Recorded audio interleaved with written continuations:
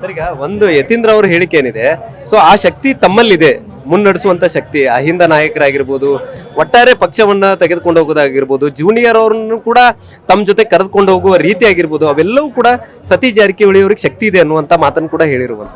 ಇಲ್ಲ, ಖಂಡಿತವಾಗಿ ಅದನ್ನ ನಾವು ಮಾಡಿದ್ದೀವಿ. ಕಳೆದ 10 ವರ್ಷಗಳಿಂದ ಎಲ್ಲ ಜೊತೆ ಉತ್ತಮ ಸಂಬಂಧ ಇದೆ, ಸಂಪರ್ಕ ಇದೆ. ಪಕ್ಷದಲ್ಲಿ ಕೂಡ ಕೆಲಸ ಮಾಡ್ತೀವಿ, ನಮ್ಮ ಸರ್ಕಾರದಲ್ಲಿ ಕೂಡ ಕೆಲಸ ಮಾಡ್ತೀವಿ, ಸಾಮಾಜಿಕವಾಗಿ ಮಾಡ್ತೀವಿ. ಸೊ ಮಾಡೇ ಮಾಡ್ತೀವಿ. ಹೀಗಾಗಿ ಅದನ್ನ ಗಮನದಲ್ಲಿ ಇಟ್ಕೊಂಡು ಅವರು ಹೇಳಿದ್ದಾರೆ.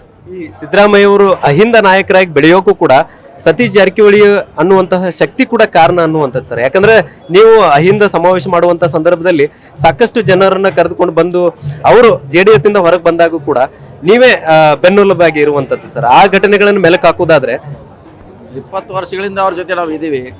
JDS ನಿಂದ ಹೊರಗೆ ಬಂದ ಸಂದರ್ಭದಲ್ಲಿ ನಾವು ಜೊತೆಯಾಗಿದ್ದೀವಿ. ಅಹಿಂದ ಅವ್ರನ್ನ ಕಟ್ಟಿದ್ದೀವಿ, ನಂತರ ಕಾಂಗ್ರೆಸ್ಗೆ ಹೋದಿವಿ. ಸೊ ಇದೆಲ್ಲ ಇತಿಹಾಸದಲ್ಲಿ ಇದೆ, ಇದರಲ್ಲಿ ಪ್ರಶ್ನೆ ಇಲ್ಲ. ಅದು ನೋಡೋಣ, ಕಾದು ನೋಡ್ಬೇಕು. ಈ ತಕ್ಷಣ ಅದಕ್ಕೆ ಏನು ಹೇಳಲಿಕ್ಕೆ ಆಗೋಲ್ಲ, ಕಾದು ನೋಡ್ಬೇಕಷ್ಟೇ.